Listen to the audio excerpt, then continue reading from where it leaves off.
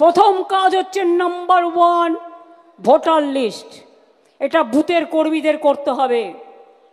জেলা সভাপতিরা ইমিডিয়েট দায়িত্ব নিয়ে বুথের কর্মীদের নামান।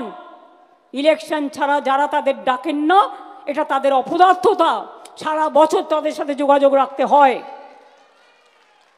আমি খবর নেব কারা এই কাজটা করলেন ঠিক মতো আর কারা করলেন না।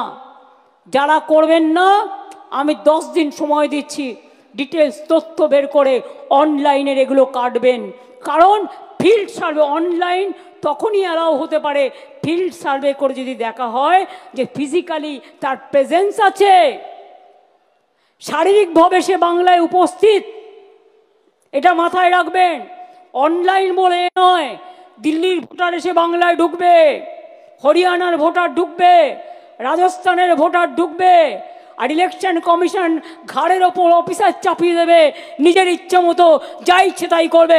মনে রাখবেন, আমরা 26 দিন অনশন করতে পারলে ইলেকশন কমিশনকেও গণতন্ত্র ফিরিয়ে দেওয়ার দাবিতে আমরা কিন্তু ওখানে ধর্ণা দিনের পর দিন দিতে পারি। আমরা দিল্লি নই, আমরা মহারাষ্ট্র নই, আমরা বাংলা। 7 দিনের মধ্যে জেলা কমিটি যারা একটা করে কোর কমিটি আমরা করে দেব, যারা ভোটার লিস্টের কাজটা এখন থেকে করতে হবে। যারা ভালো করবেন তাদের সেখানে জায়গা হবে, যারা করবেন না এখন থেকে কাল থেকে তাদের জায়গা হবে না।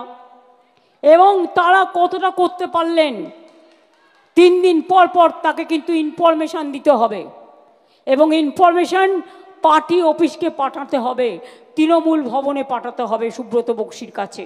তার জন্য আমি স্টেট লেভেলে এই ভোটার লিস্ট সংক্রান্ত একটা কমিটি করে দিচ্ছি।